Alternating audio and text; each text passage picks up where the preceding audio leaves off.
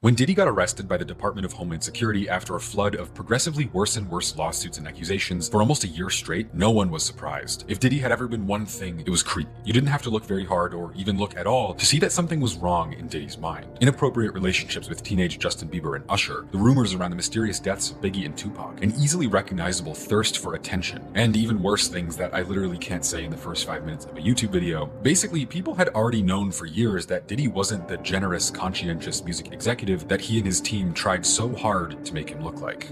So I had two choices. Either I was going to sit in that failure and give up, or I was going to make a decision to step out into darkness.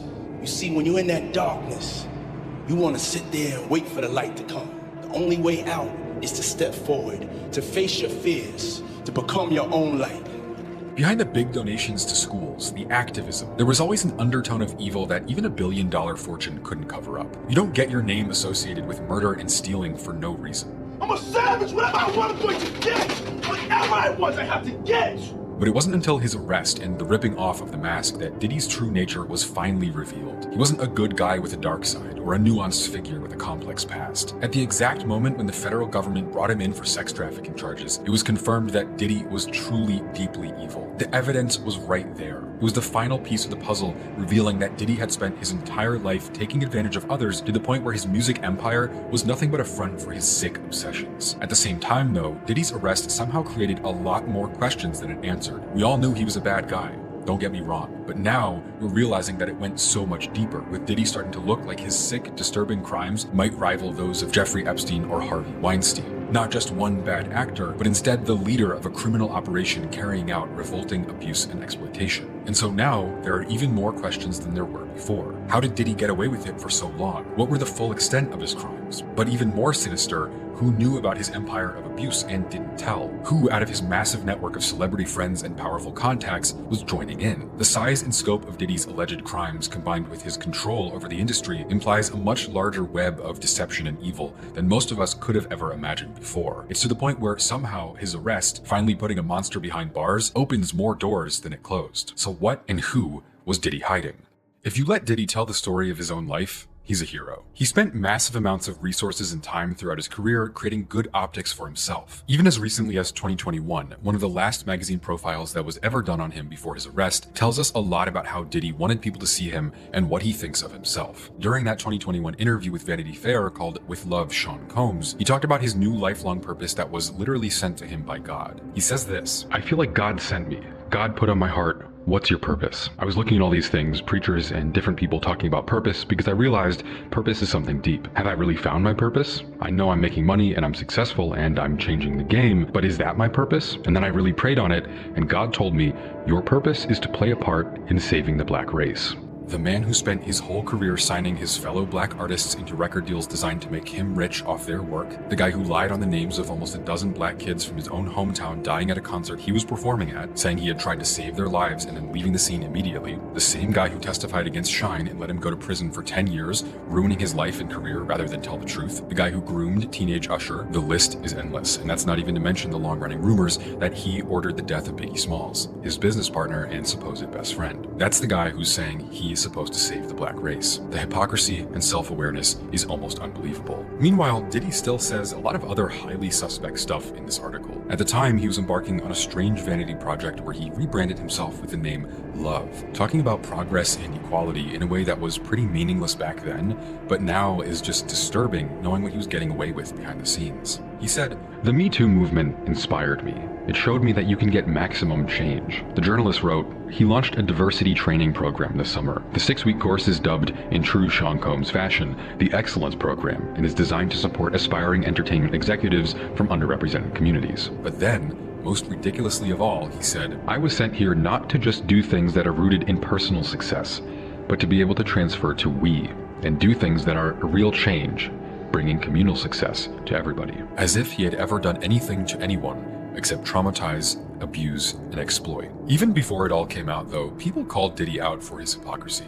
Knowing that his history in business was anything but loving, it's pretty ridiculous to hear him tell people that he wants to save the black race. But now, knowing what we know today, The interview with Vanity Fair and many others he did at the time show how deep-rooted Diddy's evil is. The whole time he's preaching about how he's going to save his race, benefit his community, give back to people, he was not only already exposed for doing dirty business against black people his whole career, but he was also abusing black women behind the scenes. Even as recently as just a few months before Cassie's bombshell lawsuit was filed against him, destroying Diddy's image forever, he received a Global Icon Award for the Video Music Awards, and then, shortly after, was given the key to New York City by Eric Adams. And he went to great lengths to curate this good image. For many people, Diddy was this guy who opened schools, founded charities, and represented success against all odds. True black excellence. But even that was a facade. In 2016, he founded a charter school in Harlem, New York, making a big deal out of the PR and congratulating himself for being so charitable, promising better opportunities for underprivileged kids growing up in a similar situation as him. Although, later, parents of students at the school reported that it was mismanaged and underfunded, being plagued by high teacher turnover and student violence. But with Diddy, the way that he continued to seek out this attention and curate this image of an inspirational, generous, caring black billionaire, it reveals a lot about him. Any sane person who exploited his colleagues, putting them in bad deals, leaving people for dead, testifying against his clients, and was even rumored to have put a hit out on his supposed best friend, not to mention grooming kids, most people, if optics were looking that bad, would go into hiding. But with Diddy, his lack of self-awareness, his narcissism, it made him keep coming back for more attention, and ultimately I think him still blowing his own trumpet while public opinion started to shift played a big hand in his eventual downfall. The motivational speeches, the PR campaigns, the videos of the yachts on the Amalfi Coast, if he didn't spend so much money and time flaunting, the story around him right now might not even be half as big. Because still, the world always knew. And now that he's sitting in a federal jail awaiting a trial that sees him facing a sentence of anywhere from 15 years to life, despite his best efforts to create a narrative that he controls, it just never really worked in his favor. I mean, let's look at the ridiculous stuff that he had written about himself in his biography. Sean Combs was only 2 years old when he realized his life's passion. His mother had dressed him up for a fashion show at his daycare center, and as the little boy toddled out, the light hit him and the audience cooed at his adorable entrance. Combs later said, "As soon as the spotlight hit me, I embraced it." He says, "I came out and tried to steal the show, and what he accomplished with cuteness at 2 has repeated over the years with hard work and determination." Enormously talented and regularly controversial, Sean Combs has created an empire in film, fashion, and fragrance, changing the face of hip-hop forever. At age 2, Combs knew what he wanted from life, and since that first spotlight, he's been stealing the show ever since. This type of ridiculous narrative shows just how dumb Diddy is. Despite his success and money, he couldn't manage to keep a low profile enough to get away with his insane crimes against humanity. And rumors about Diddy's true nature had been circulating for decades. The joke that you had to have sex with Diddy if you wanted a record deal in the rap game was an old reliable punchline, to the point where I doubt most people saying it even knew what they were referencing. But it always seemed like it really might not be a joke, with even big figures in music like Eminem, 50 Cent, Cat Williams, and Kanye speaking publicly on their dislike for Diddy. Not to mention that even without the rumors, Diddy's business career was shady at best, with the fact of him exploiting his artists being public knowledge, not just a rumor, but something literally everyone knew. The fact that he seemed to love fame and attention so much, always on a talk show, always doing some interview, or popping up to receive an award, it made him seem even more sinister. Being a shady businessman is one thing, but most people do that in private. Trying to draw as much attention to yourself as possible, as if you're congratulating yourself for getting away with it, it's safe to say that Diddy didn't exactly have fans. Instead, he had power and influence, and he was able to leverage that into as much attention as possible. And I think most people could tell the difference. And now, with Diddy suddenly sitting in federal jail facing 15 years to life, the secret is out. He was much, much worse than just a shady or unethical businessman. If you're enjoying this story, kindly do us a favor and subscribe to our channel. It is free and won't cost anything, but it means the world to us. We're just a small channel trying to grow. Thank you, and back to the video. In reality, his exploitative business tactics were a cover-up for something much, much worse. All of those rumors were true, and more. And if you're trying to see what was going on behind the scenes all along, one of the first places you need to look is the women in his life. One of the biggest sources of clues throughout Diddy's life and career was his romantic relationships. And that makes sense. The long list of women he's been connected to are some of the people he spent the most time with. They should know him best. So when it comes out that he's been hiding his true character all along, that's where people are gonna look first. Diddy had a relationship with the model Kim Porter from 1994 to 2007, later dated singer Cassie Ventura from 2007 to 2018, and has also been romantically linked to Jennifer Lopez, Cameron Diaz, Young Miami, and many others. These women could play a key part in revealing the extent of Diddy's crimes, potentially providing a unique insight into what really happened behind closed doors. yours, at least the ones who are still alive. Kim Porter might be the most notable woman in Diddy's life. She met Diddy while working as a receptionist at Uptown Records, his first record label, and they were together on and off for almost 15 years, having 3 kids.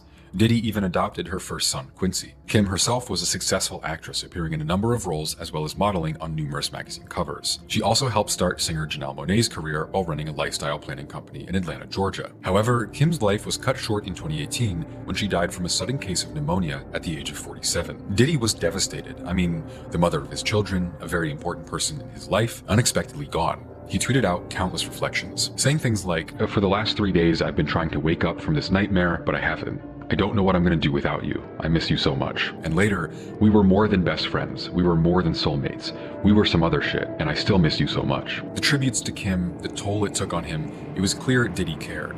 At least that was until the conspiracies came out. You see, the circumstances surrounding Kim Porter's death were confusing, to put it lightly. Kim was only 47 years old, living in a beautiful upscale neighborhood of Los Angeles with access to healthcare, medication, and anything else she might need. How did she end up dying of pneumonia at home in under 4 days? How did she not get to the hospital first? It's a valid question to ask. Young, healthy, rich people don't randomly die out of nowhere with no warning. Allegedly, according to a number of rumors and tabloids over the years, Kim Porter's death may not have been as simple as the official explanation makes it seem. There are a couple of reasons why Diddy might want Kim out of sight and out of mind. Most convincingly of all, there's a rumor that she was writing a book revealing Diddy's true character and the abusive nature of their long-time relationship in the year leading up to her death. Knowing what we know now about how Diddy treats women, it's not unbelievable that his relationship with Kim Porter was similar to the one with Cassie later on. There are still even deeper theories that many people online have used to point out a possibly even more sinister story behind the curtain. Kim Porter's autopsy was left inconclusive for over 2 months, not confirming pneumonia until some time later when a new coroner was assigned to the case. There's also a discussion around how pneumonia, the sickness that killed her, can infamously be induced with ricin, a chemical poison that can be extracted from castor beans. None of this is fully confirmed on the record, but there's still a lot of noise around Kim Porter's death because it's understandably difficult to identify what parts of Diddy's possible involvement might hold water or be completely false. Trying to learn more about her relationship with Diddy is only made more difficult since the publishing of a completely false fan fiction memoir of Kim Porter that shot to bestseller status on Amazon in just a few days. It was almost immediately removed from the site though when it was discovered that this book was totally fictitious. Containing a number of ridiculous claims, it took a lot of the rumors about Diddy to an extreme level that seemed much more like fan fiction than actual reporting. Even more, the author Chris Todd had used an African-American pen name, Jamal Millwood, despite looking like this. All that is to say, the life and death of Kim Porter remains shrouded in mystery and speculation. While official reports attribute her untimely passing to pneumonia, the circumstances surrounding her death have fueled countless conspiracy theories. The rumors of a tell-all book being near completion just before she died, the unusual autopsy timeline, the unfortunate death of her coroner just a few weeks after the investigations against Diddy began, these whispers of foul play have cast a long shadow over Diddy's relationship with Kim. Whether these theories hold any truth, or they might just be online conspiracies, I can't tell you that. But the tragic loss of Kim Porter at the age of only 47, regardless of its cause, is just another strange chapter in Diddy's life that only goes to further support the charges against him. Still though, somehow, Diddy's relationship with Kim is just the tip of the iceberg. Jennifer Lopez is another person Diddy was romantically linked to for some time, and she is still around to tell the story today. Not that she seems very much like she wants to, at all. Ever since the accusations against Diddy came out, reporters, paparazzi, and the general public have been taking a close look at her to see what her response might be, especially since she was notably present on the night of the shooting that ruined bad boy artist Shine's life, landing him in prison for 10 years for a crime that multiple witnesses and experts said he didn't commit, while Diddy testified against him regardless. At one recent event, she abruptly left an autograph signing after being asked about the nature of her relationship with Diddy. Understandably, being asked to recall your relationship with an accused sexual predator isn't a pleasant situation to be forced into. She's previously described their time together as tempestuous and emotionally exhausting, with multiple sources citing that Diddy's cheating ended their relationship prematurely. However, her ex-husband has also claimed that she attended several controversial parties with Diddy while they were dating. Multiple times in recent months, Jennifer Lopez has done her absolute best to ignore and escape questioning about her connection to Diddy. But if you run away at the mention of his name, it sounds more and more like there's something you actively want to hide. But there was one woman brave enough to share exactly what she knew about Diddy. Suddenly, in November of 2023, Diddy's ex-girlfriend Cassie Ventura, an accomplished model and singer with multiple Billboard hits, filed a 35-page lawsuit against him with a list of horrifying accusations, confirming almost everything people had ever said about Diddy and more at the same time. The lawsuit started with an almost morbidly funny preliminary statement that goes like this. In 2022, Mr. Combs received the Lifetime Achievement Award at the BET Awards. During his acceptance speech, Mr. Combs stated, "I have to give a special shout out, thank you, to the people who were really there for me." He named a number of people before adding, "and also Cassie, for holding me down in the dark times." The truth, however, is that Cassie, Miss Cassandra Ventura, was instead held down by Mr. Combs. But then it gets serious. The contents of this lawsuit is disturbing, and the wording may be altered to avoid restrictions on the video. I'm not going to read it all, but it's important to hear some of it. Miss Ventura endured over a decade of Diddy's violent behavior and disturbed demands. For Miss Ventura, the dark times were those she spent trapped by Mr. Combs in a cycle of abuse, violence, and trafficking. Among other violent and unlawful acts, Mr. Combs assaulted Miss Ventura in her own home after she tried to leave him, often physically attacked her, resulting in bruises, bleeding, and more, blew up a man's car after he learned that he was romantically interested in Miss Ventura, forced Miss Ventura to engage with male sex workers while filming events, demanded that Miss Ventura carry a firearm in her purse just to make her uncomfortable, and introduced Miss Ventura to a lifestyle of excessive alcohol and substance abuse. Being over 35 pages long, the lawsuit is too much to read here, but there's some really disturbing stuff that sounds almost unbelievable to any reasonable person. In the process of describing how Diddy spent years gradually assuming complete control of Cassie's life and finances, there's a section about halfway through titled, "Mr. Combs Forces Miss Ventura into Sex Trafficking." Before I get started though, again, this stuff is terrible. It's not for sensitive ears. This section, while far too disturbing to be allowed in a YouTube video without them restricting it, details a pattern of alleged sexual abuse, coercion, and exploitation that Ventura claims she endured during her long relationship with Diddy. It depicts these events in graphic detail. Combs allegedly forced Ventura into sexual encounters with male sex workers, which he called freak-offs. These encounters reportedly involved drug use, took place in various hotels around the world, and occurred frequently. Ventura claims she was required to facilitate these encounters, including finding sex workers and performing with them. These encounters reportedly caused severe anxiety and physical illness for Ventura, as well as giving her severe reactions to the numerous drugs she was forced to intake. The lawsuit also mentions an incident where Combs allegedly dangled Ventura's friend over a hotel balcony. When this lawsuit was filed, it was like a bomb went off. Diddy has already been seen for years as a weird, strange figure in the music industry. But after this, he immediately went from being a creepy uncle to a straight-up monster doing the unthinkable. He couldn't lie or hide. And the rest of the lawsuit just gets worse and worse. The descriptions of what Diddy put Cassie through are graphic and disturbing, and I can't say them out loud on YouTube, let alone the fact that it feels disgusting to read the whole thing for yourself. It's 35 pages of terror. Diddy paid a $30 million settlement just one day after the lawsuit was filed. He put out a smug and repulsive statement saying that, "We have decided to resolve the matter amicably, wishing Cassie and her family all the best." Cassie got what she deserved, closure in the form of a ridiculous amount of money, but it didn't matter. The floodgates were open now, because Diddy's behavior quite clearly wasn't isolated. It most likely wasn't just one person. It seemed in all likelihood to be something he built his whole life around, a pathological obsession that he would go to any length to carry out. It had ruined Cassie's life, and it was about to be revealed in full. Over the next few months, many more lawsuits would be filed against Diddy. All of them accused Diddy of systematically having a lifestyle centered around doing horrible things to other people. One of the most disturbing lawsuits came from Rodney Lil Rod Jones, a Grammy-nominated producer who worked closely with Diddy for 14 months, producing 9 songs for his album Off the Grid. In a lawsuit he filed in February of 2024, he claimed to have evidence of the following: Meek Mill on Diddy's yacht consorting with underage individuals, Diddy giving laced drinks to underage individuals at his home, and Usher in Diddy's home consorting with underage individuals. There was also a long list of things Diddy did to abuse Rodney, throughout a long process of trying to convince him that he would make sure he would win Producer of the Year at the Grammys if he agreed to engage in homosexuality with him. In the lawsuit, it's written like this. Throughout his time living with Mr. Combs, Mr. Jones was the victim of constant, unsolicited, unauthorized groping and touching of his body parts by Mr. Combs. These events took place in Los Angeles, New York, Florida, and the U.S. Virgin Islands. In addition to the unsolicited and unauthorized touching, Mr. Jones was forced by Mr. Combs to work in Mr. Combs' bathroom as Mr. Combs walked around naked and showered in a clear glass enclosure. As a heterosexual Christian man, Mr. Jones was uncomfortable with Mr. Combs' advances and expressed his discomfort to Mr. Combs' chief of staff, who responded with, "You know, Sean will be Sean."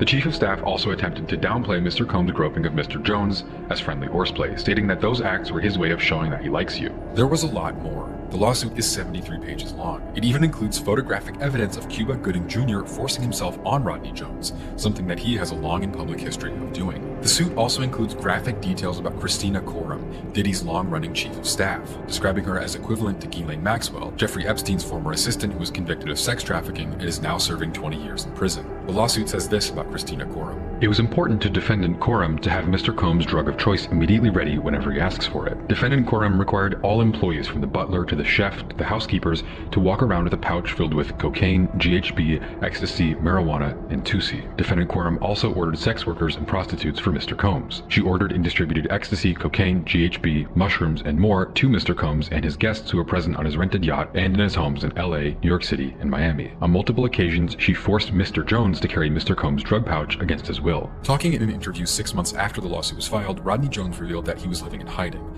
unable to find work in the music industry and afraid for his life. He said this: "He's a monster. He'll do whatever is necessary to get exactly what he wants. He doesn't take no for an answer." Diddy's lawyers immediately filed to dismiss the lawsuit from Rodney Jones, calling it a cash grab, but it was far too late. The court of public opinion had already decided that everything in it was believable enough to take it and run. Even with relatively minimal evidence, at least from an outside standpoint, people made up their minds that Diddy was indeed a monster. Months before the feds ever came to pick him up, his career was already over. You go to old Facebook posts about Christina Coram, not even a public figure before she got named, and hundreds of people are leaving comments calling for her to go to jail, calling her evil and disgusting, Diddy's own Ghislaine Maxwell. And again, this is before Diddy got arrested. Not long after Lil Rod, Dawn Richard filed her own lawsuit. As a member of the girl group Danity Kane, the first girl group in history to have their first 2 albums debut at #1, and a former client of Diddy's Bad Boy Records, she knew Diddy very well. She wrote a number of things about her business and personal relationship with Diddy, starting with an affirmation that she herself witnessed Diddy's abuse against Cassie on many occasions. Dawn herself, though, was also a victim of Diddy's abuse.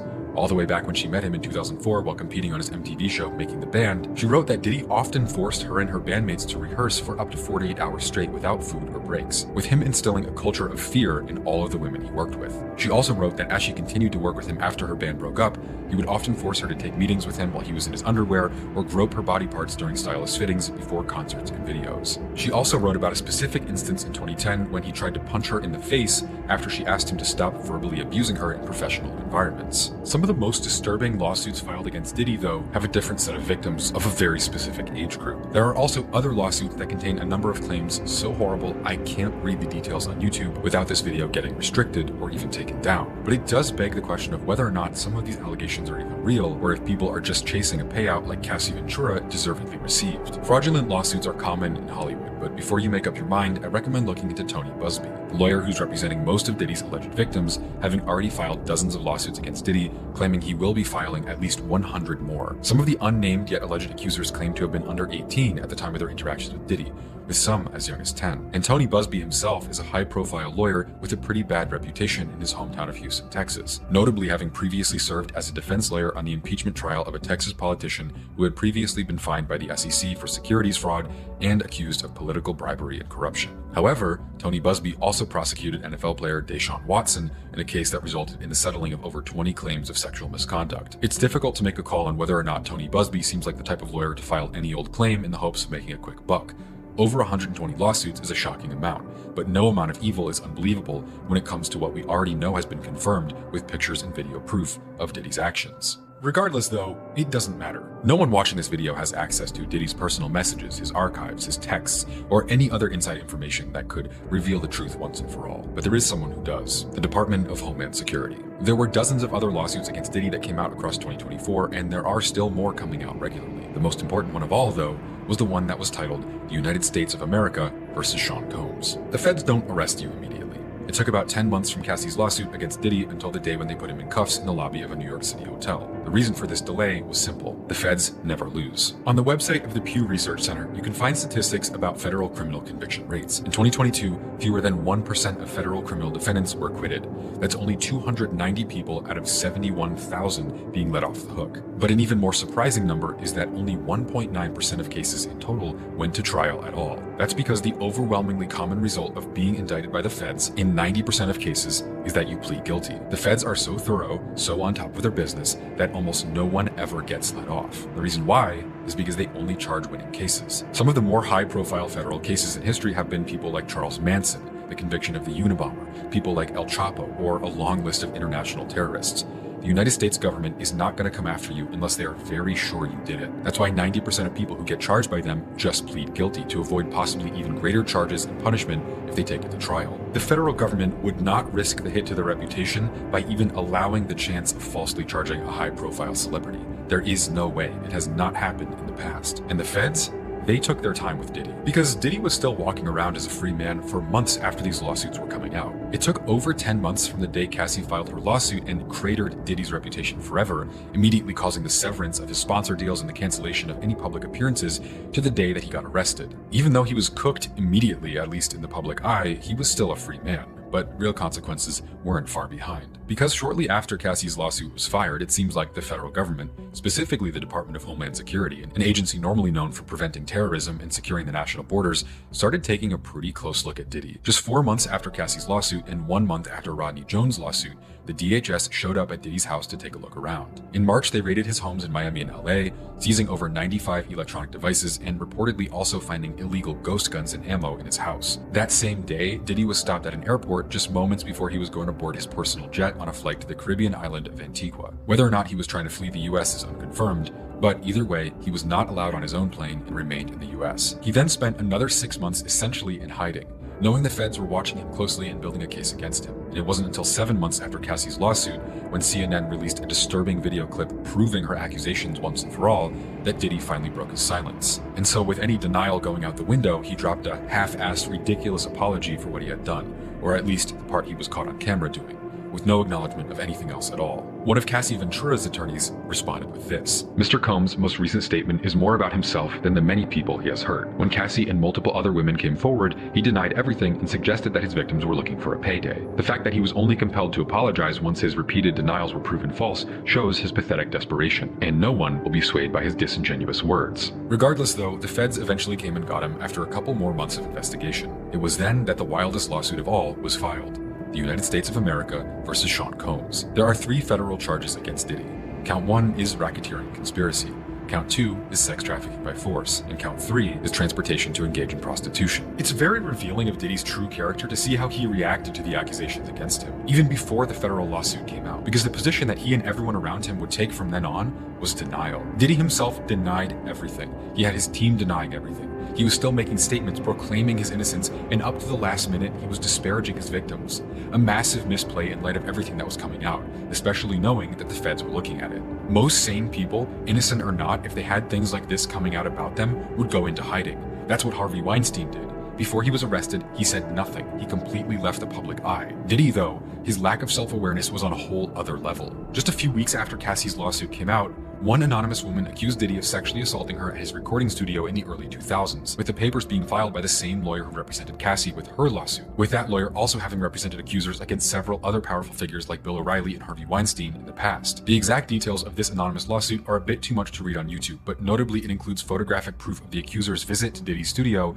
with even some photographs of her sitting on his lap. Diddy's response, though, was a massive mistake, and it calls back again to the overconfidence and narcissism we discussed earlier. He said this in a public statement. For the last couple of weeks, I have sat silently and watched people try to assassinate my character, destroy my reputation and my legacy. Sickening allegations have been made against me by individuals looking for a quick payday. He also said, "Let me be absolutely clear. I did not do any of the awful things being alleged. I will fight for my name, my family, and for the truth." Knowing now that Diddy was being investigated by the federal government, and he was putting out statements of complete denial, trying to make other people look bad, knowing now that there was video proof about to be released of him abusing Cassie, the picture that this statement paints has guilty spelled out in red ink all over the paper. Even after the federal investigation that led to Diddy's arrest and charges, another absurd and smug side of the situation was his family's reaction. Diddy has 7 children, many of whom are adults, and ever since Diddy was arrested, denied bail, and had a trial date set, they're still coming out with statements on Instagram saying things like this. "The past month has devastated our family. Many have judged both him and us based on accusations, conspiracy theories, and false narratives that have spiraled into absurdity on social media. We stand united, supporting you every step of the way. We hold on to the truth, knowing it will prevail, and nothing will break the strength of our family. We miss you and love you, Dad." Again, this is after video proof was shown of Diddy brutally beating his girlfriend. Diddy's mother Janice even wrote a letter in support of him, and it's one of the most smug, disgusting things you can possibly read. In the letter, she completely excuses his actions and even uses bizarre guilt trip tactics to make his accusers look bad. She wrote things like this. "I am devastated and profoundly saddened. This seems to be like a public lynching of my son before he has the opportunity to prove his innocence." It's some of the most self-righteous, ridiculous writing I've ever read. Referring to Diddy being held accountable as a public lynching is insane and a horrible insult to the actual victims. "Watching the world make jokes and laugh at my son's life crumbling before our eyes lies is something I'll never forget. It is truly agonizing to watch the world turn against my son so quickly and easily over lies, without ever affording him the opportunity to present his side. These lies thrown at him are motivated by those seeking a financial gain, not justice. This injustice has been unbearable for my family. My son is not the monster they painted him to be. I can only pray I am alive to see him speak his truth and be vindicated. If that isn't a ridiculous response to your son getting arrested by the federal government for sexually abusing people, I don't know what is. Even Diddy's own Instagram account has these strangely smug posts celebrating his youngest daughter's second birthday. It's not really something that would stick out if he wasn't in jail for trafficking people, but knowing what we know, it's almost creepy and weird to see him and his team pretending everything's okay when the entire world knows the truth. Diddy already denied everything he did to Cassie and then ended up admitting it once the proof came out. So how could anyone believe what he's saying outside of that? And it's almost easy to see his family gathering around him and talking about how the truth will prevail and say, hey, they know him best. Maybe there's some truth to what he's saying. But looking deeper, the real reason why Diddy's kids are standing by him might be because they aren't too different from him. His son Christian was recently named in a lawsuit against Diddy and himself for assaulting a woman in 2022, with an audio recording from the scene being included in the filing. That's not to say Diddy's kids are all involved in his crimes or anything like that, but with their father being an influential billionaire, they stand to lose a lot if he goes away and gain much more if he remains free. But there's one thing Diddy's team is right about: the fact that the case has become a media circus. That is, mostly on Diddy's side. With his kids and mother defending him despite the mountain of evidence, it's a terrible look. They're not alone though. Even Diddy's lawyer called the federal prosecutors racist and claimed that they were trying to bring down a successful black man with their charges, at the same time as he was making strange excuses for Diddy being in possession of massive amounts of baby oil, saying it was just how Diddy likes to shop at Costco, buying in bulk. It's almost like everyone involved on Diddy's side can't help themselves but to make outright ridiculous excuses that make no sense at all. I think it shouldn't be a surprise that Diddy's former legal team quit all the way back in June, realizing that the case mounting against them was a losing one that they wanted nothing to do with. And I think it should also be mentioned that Diddy's new lawyer was mentored earlier in his career by Harvey Weinstein's defense attorney. Not long ago, Diddy's lawyers filed a motion demanding that the names of his accusers be published to prevent fraudulent false accusations against him. And while maybe that makes sense hypothetically, in reality it turns out that there was a darker, evil side to that request as well. According to prosecutors from an article released just a day after he was arrested, he repeatedly contacted witnesses and victims in the months leading up to his arrest, even offering to pay a victim's rent if she would agree to publicly support him in return. Somehow he still continued to be straight up evil even while facing jail for the rest of his life, his ego not letting him realize he should have gone into hiding and shut his mouth a long time ago. That particular victim had texted Diddy to tell him that Cassie's lawsuit was shockingly similar to her own experience with him, only to have him try to bribe her with money on a call that was recorded and is in the possession of prosecutors. From Rolling Stone, Combs' alleged witness tampering was a focal point of Southern District of New York prosecutors' argument that he should remain in federal custody as the high-profile case heads to trial. The former billionaire's long history of obstruction and violence demonstrates that the defendant simply cannot overcome the presumption that no condition or combination of conditions can ensure the safety of the community. His influence makes it difficult to ensure that witnesses can share their experiences and trust that the government can keep them safe, said attorney Emily Johnson, one of the prosecutors. In the months leading up to Combs' indictment, prosecutors claimed that Combs and his co-conspirators had constant contact with witnesses over several different methods, sometimes after the witnesses received subpoenas to testify in front of a grand jury. After the feds picked him up and brought him to jail in September, Diddy asked for bail 3 times, offering up a $50 million bond payment, yet he was denied each time by the judges on the case, with concerns of him being a flight risk and the past precedent of witness intimidation. He currently still sits in a cell at the Metropolitan Detention Center, a notoriously horrific facility. Other former inmates of note include R. Kelly, his cellmate Sam Bankman-Fried, and even Ghislaine Maxwell, a key figure in Jeffrey Epstein's criminal enterprise, among many others. And that's where Diddy's story basically ends. Once a billionaire businessman, an executive and producer known around the world, one of the biggest figures in Hollywood, running one of the biggest 90s and 2000s hip-hop labels ever, helping create some of the largest artists of the time, and being one of the most influential people in entertainment, he now faces 3 counts that, if convicted for all of them, will result in a sentence of at least 15 years, with the possibility for life in prison. And there are still more accusations and evidence coming out on a regular basis.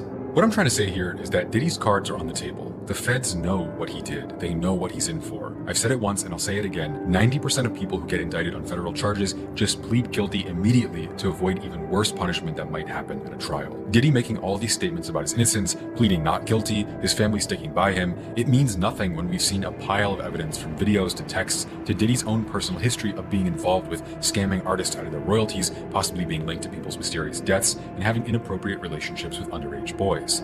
Denying anything that Homeland Security accuses you of doing when the entire world has seen the evidence against you, is only further proof that while Diddy might have been a savvy businessman or a clever entertainer, he's ultimately stupid. But that's just Diddy's story, and it might be a dramatic story for sure. Diddy goes from being a kid in Harlem, growing up without a dad, to a key player in the 90s hip-hop and R&B scenes, to a household name with more endorsements, connections, and money than one person could ever know what to do with, to even becoming the third figure in hip-hop history to ever be a billionaire. For many people, Diddy was known as a guy who opened schools, founded charities, and represented success against all odds. He went to great lengths to give himself this good image, an inspiring image for the black community.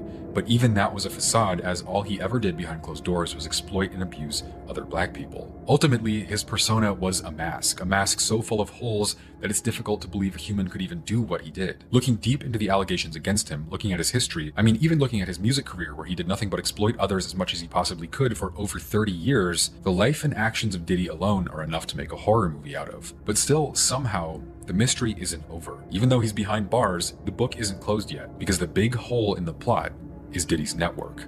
It's very telling that when the law started to shine their light on Diddy, the silence that followed was deafening. The lack of response from his peers, his friends, it says 1,000 words. Because the one thing Diddy always was popular. He was friends with Oprah and Ellen. He was always on the late night shows. He was referenced in pop songs. He was in many photos with different politicians over the years. Not to mention his longtime friendships with people like LeBron, Jay-Z, and countless other A-listers. When Diddy gets arrested and a life of abuse and crime is revealed, it throws every public relationship he ever had into question. And with no one coming to his defense, and dozens if not hundreds of other figures who have been known to associate with him going totally silent, it seems to point to something much, much bigger than one guy acting alone. And when you combine that long list of friends with the ever-increasing disturbing level of stories that just keep coming out about what happened behind the scenes at Diddy's parties, the implication gets pretty serious. It's very difficult to separate fact from fiction when it comes to the history of Diddy and his personal connections. Just because someone appears in a photo or a video at Diddy's house doesn't mean they can be implicated in a sex trafficking scandal. At the same time, though, there are a number of people who stick out above the hundreds of artists, politicians, actors, and socialites who have associated with Diddy over the years, to the point where most people seem to agree it doesn't make sense for them to not have known what was going on behind closed doors. Looking back at the beginning of Diddy's career, there's one name that comes up more than any others: Clive Davis. Clive Davis is a massively influential record producer and music executive from New York that has won 5 Grammy Awards and helped build the careers of many artists, including Whitney Houston, Aretha Franklin, Dionne Warwick, Sly and the Family Stone, Bruce Springsteen, Billy Joel, Pink Floyd, and countless others. Essentially, he did what Diddy did for the music industry, but in the 70s and the 80s. Despite having a huge influence on the sound of modern music, though, Clive Davis's own story is stained by a long history of corruption and abuse. The start of his career was marked by him getting fired when he used company funds to pay for his son's bar mitzvah, and although most discussions of his behavior behind the scenes are scrubbed from the internet, there are rumors about his personality that persist to this day.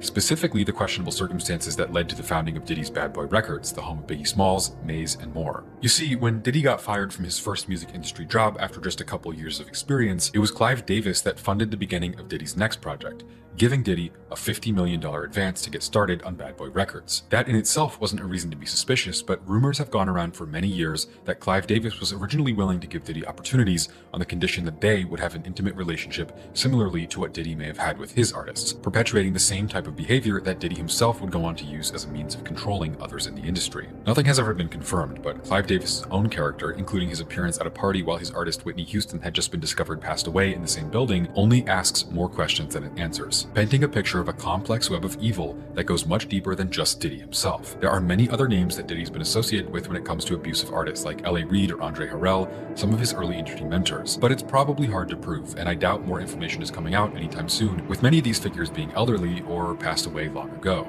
All of that is to say, Diddy certainly wasn't the first or the last person to exploit artists in one way or another. But of course, it doesn't stop there. The point of looking at Diddy's connections is to identify that, while not everyone Diddy knows was necessarily engaging in the terrible things he was doing, it's difficult to imagine that these people don't know what Diddy was up to. And it seems far more likely that they were just conveniently looking the other way, at the very least. Although, many of the people around Diddy look at least a little suspicious of taking part in his evil ways. Meek Mill started vehemently denying that he had anything to do with Diddy at all after countless video clips of him and Diddy's strangely intimate interactions were publicized, painting a picture of a close relationship behind the scenes. Similarly, the Kardashian family were once close friends and supporters of Diddy, with a then 20-year-old Justin Bieber, where many of the attendees were completely naked. And that's just one example of the Kardashian family talking about Diddy the same way you would talk about having a favorite coworker. So who was with you this weekend?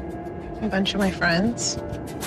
Diddy, Quincy, Justin Bieber, So far, so French good. Montana. Well, this party, I think half the people there were butt naked. Another strange connection is Diddy's relationship with Oprah Winfrey, the billionaire TV host known for her inspiring success story and empathetic personality. She not only attended many of Diddy's infamous parties, but was also known for a close relationship with Harvey Weinstein. There's an absurdity to the self-congratulatory short films where Diddy is standing with Jay-Z in the mirror talking about black excellence while they drink champagne, and meanwhile, Diddy is running a sex trafficking empire behind the scenes, and somehow no one has any idea he's a monster? With Diddy abusing so many people for so long, it's all but certain that there are many people in powerful places who knew exactly what he was really about and just said nothing. Right now, though, we don't know exactly who knows what or to what degree anyone was involved, at least not for sure, but the photographic evidence is damning to say the least. With Diddy's trial beginning in May, it's almost certain that a lot more will be revealed over time, because Diddy wasn't a shadowy character that stayed out of the spotlight as much as possible.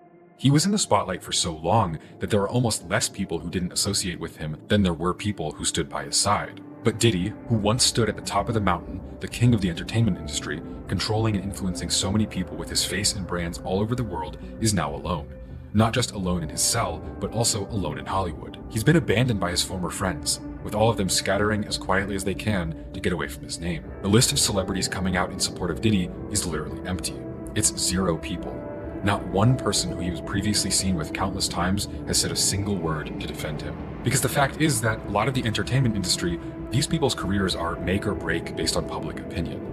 All of these people, if not perceived as relatable or people you could aspire to be, they stand to lose a lot of money. With their careers being based entirely on how much attention they get, there's a lot of incentive for them to look good. But is there any incentive for them to be good?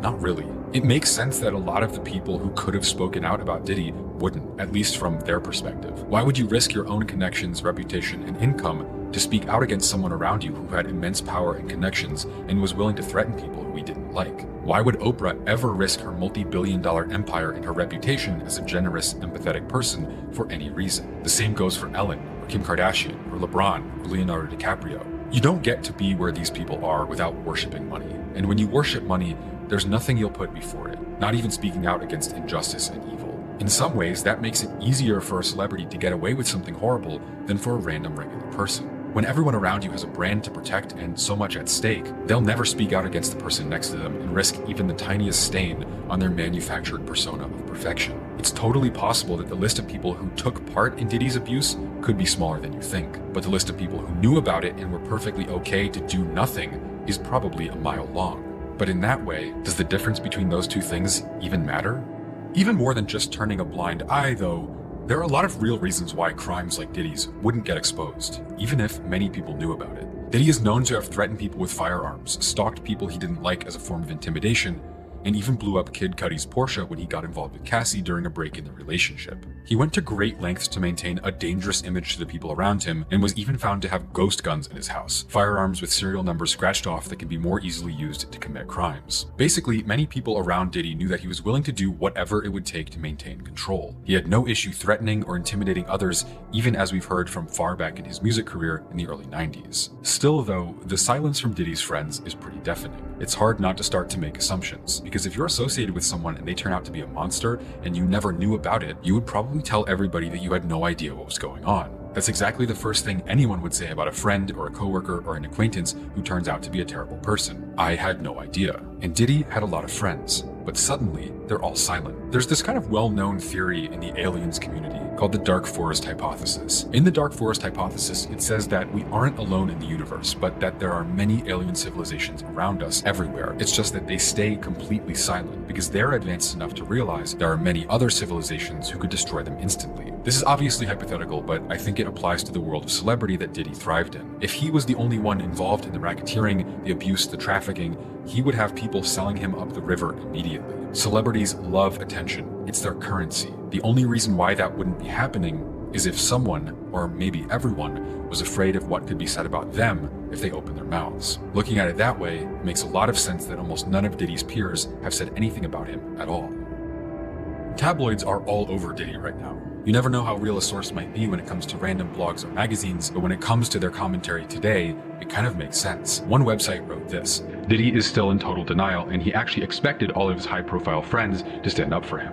especially his exes like Cameron Diaz and J-Lo. The source continued, he can't wrap his head around the fact that everyone's dropped him. They said there's a legitimate fear among a huge swath of people in Hollywood that he could seriously embarrass them if he decides to talk about what they shared with him back in the day. There are rumors that he's kept meticulous records and even video recordings of all the crazy stuff that went on his parties over the years, and it's only adding to everyone's panic. The word is, he's got enough dirt to hang half of Hollywood. Of course, these sources could be totally made up, but if it weren't, wouldn't these celebrities, always so quick to speak out and get some attention, always wanting to make themselves look like heroes or get their name in the news, these people who thrive off of engagement, why are they quiet now? Why would they pass up an opportunity to make themselves look good or to speak out on an important topic? The only logical answer is because what it reflects back on them is either too difficult to talk about, maybe in the case of Justin Bieber or Usher, or because it says something about them as people too. Earlier in the video, I mentioned Diddy's ambition. I think it's clear for a lot of people who reach the point he did, that can be a double-edged sword.